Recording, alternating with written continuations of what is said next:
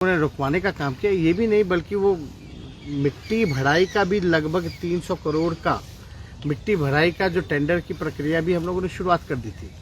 यानी जो ज़मीन को जो भरने की जो कार्रवाई होती है वो भी शुरुआत कर दी गई थी।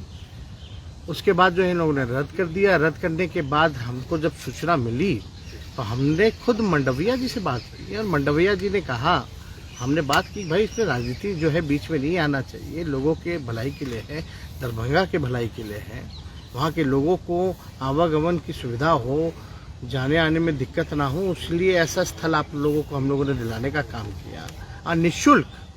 फिर भी मंडविया जी कहते हैं ठीक है हम इस बात को देखेंगे।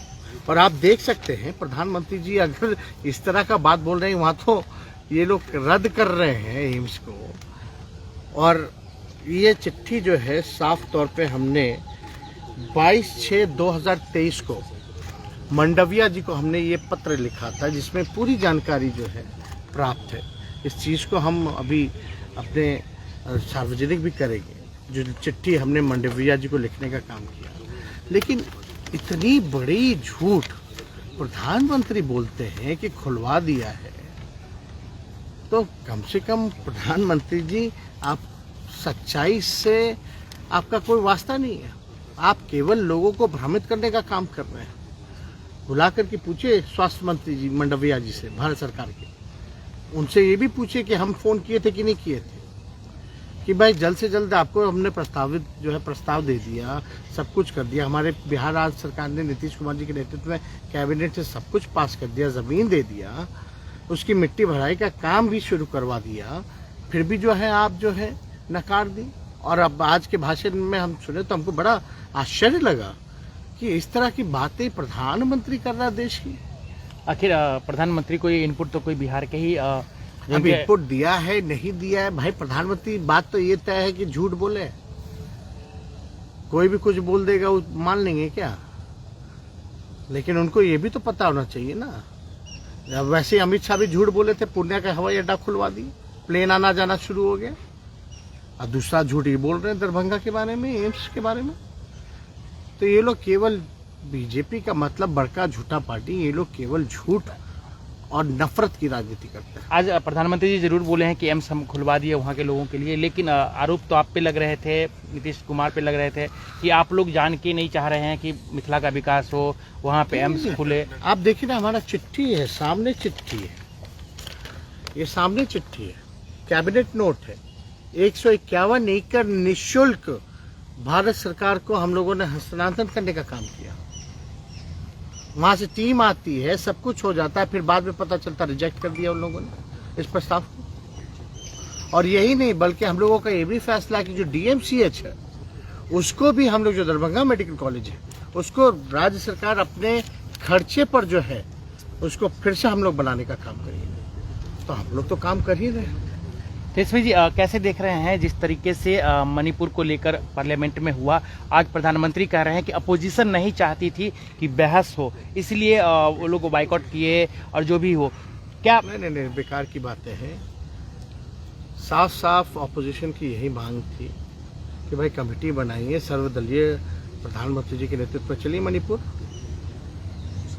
प्रधानमंत्री जी आखिर क्यों नहीं गए? राहुल गांधी जी जा सकते हैं, विपक्ष की टीम जा सकती है, तो प्रधानमंत्री जी क्यों नहीं गए मणिपुर? और हालात को सुधरना चाहिए, बल्कि और बिगड़ता जा रहा है वहाँ के हालात। तो क्या उन्होंने एक्शन लिया, क्या किया? वो तो वीडियो जो है वो वायरल हुआ, तो आप समझ रहे हैं वहाँ के मुख्यमंत्री के ऐसी घटनाएं तो होती रहती है, कई मामले दर्ज है ऐसे, तो आप समझ सकते हैं क्या स्थिति होगी वहाँ की। कल तक बीजेपी कर रही थी कि जो आप लोग जातीय जनगणना करवा रहे हैं कि भाई इसमें हमारा भी योगदान है, हम भी करवा रहे हैं, लेकिन उत्तर प्रदेश में वो मना कर दिया। उत्तर प्रदेश में भारत सरकार ने ही, जब मोदी जी ने मना कर दिया कि जातीय जनगणना वो नहीं कराएंगे, तो उत्तर प्रदेश में तो स्वाभाविक है। ये बीजेपी के लोग यहाँ जो बिहार वाले हैं कहते हैं कि हम लोग चाहते हैं, तो भारत सरकार भी, बीजेपी के लोग जो है मना कर रहे हैं, प्रधानमंत्री जी ने मना कर दिया। अब जो है यूपी सरकार ने मना कर दिया। किसकी सरकार है?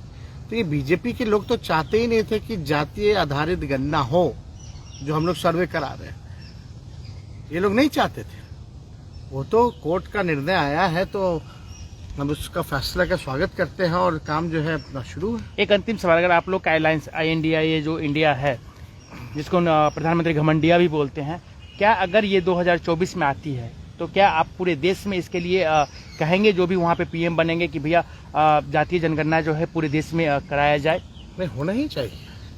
और आपको ये भी पता होना चाहिए, जो पिछली बैठक हमारी बैंगलोर में जो हुई, जो हम लोगों ने बाकायदा जो रिटन स्टेटमेंट हम लोगों ने जो सार्वजनिक किया, उसमें जो बैंगलोर में जो बैठक हुई इंडिया की, उसमें भी बताया हुआ, जॉइंट स्टेटमेंट में भी बात रखा गया कि कास्ट सेंसस जो है होनी चाहिए। एक अंतिम सवाल और है सर कि जिस तरीके से सदन में हमने देखा कि आपके परिवार को बिहार का नाम लिया गया, कहीं ना कहीं टारगेट किया गया। आपने बिहार को तो टारगेट किया ही जाएगा, तो बोला ही जाएगा, और हर तरीके से कोशिश ये लोग करेंगे। अपने जो इनके संवैधानिक जो एजेंसियां हैं उसका भी दुरुपयोग करेंगे, जांच एजेंसियां जो है उसका भी दुरुपयोग आने वाले दिनों में देखिएगा ये लोग करेंगे। बिहार में करेंगे, पक्का करेंगे, 110% करेंगे। तो वो आप ही के खिलाफ करेंगे? अरे भाई, किसी ऑपोजिशन के खिलाफ करेंगे, हमारे खिलाफ कोई नई बात है। हम तो कहते हैं दफ्तर खोल लीजिए ना भाई, करते रहिए, हमको कोई फर्क पड़ रहा है, लेकिन हर लोगों को तंग करेंगे।